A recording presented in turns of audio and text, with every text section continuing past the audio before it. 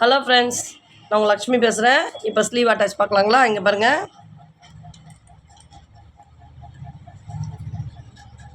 இந்த நேச்சர் சாண்டை நம்ம இந்த ஜாயிண்ட் இங்கே பாருங்கள், இது ஃப்ரண்ட்டு, இது பேக்கு, இது ஃப்ரண்ட்டு, இது பேக்கு. ஓகேங்களா? இப்படி வச்சுட்டு இந்த ஜாயிண்ட்டு பாருங்கள், இந்த ஜாயிண்ட்டை வந்து இந்த மிடில் நேச் பண்ண பாருங்கள், அந்த நேச் மேலே இப்படி உட்காரணும்.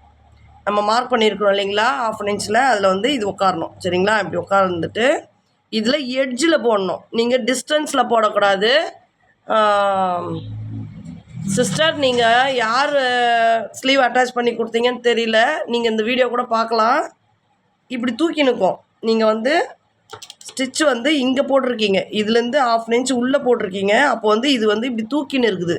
அதை நீங்கள் பார்த்து போடுங்க. இங்கே பாருங்கள், இதை எட்ஜில் போடணும். சரிங்களா?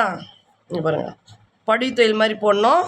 இந்த ஃபெதர் வந்து கீழே இருக்கணும், இது வந்து மேலே இருக்கணும். இந்த ரெண்டாவது ஃபெதர் வந்து இதை ஒட்டி இப்படியே வரணும். சரிங்களா? இங்கே பாருங்கள், இங்கே ஒரு ரஃப் போட்டுக்கலாம்.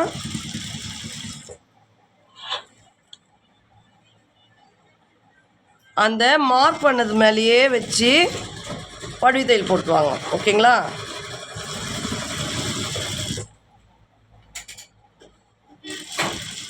இது வந்து துணி கொடுக்குறவங்களுக்கு வந்து எப்படி தைக்கணும்னு தெரியாது, ஆனால் நமக்கு தெரியும்.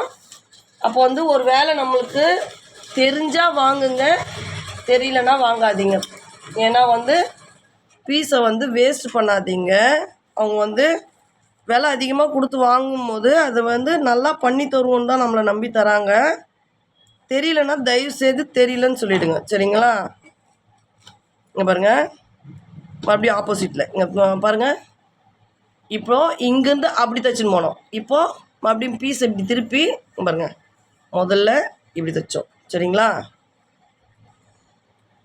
பாடி வந்து லெஃப்ட் சைடு வந்துச்சு, ஸ்லீவு ரைட் சைடு வந்துச்சு. இப்போ இது இப்படி இருந்து தைச்சின்னு வந்துட்டோம். இப்போ அப்படியே அந்த பீஸை இப்படி திருப்பணும். சரிங்களா? திருப்பி அந்த ஷோல்டர்லாம் ரஃப் அடிக்கணும். மறுபடியும் ரஃப் அடிச்சுட்டு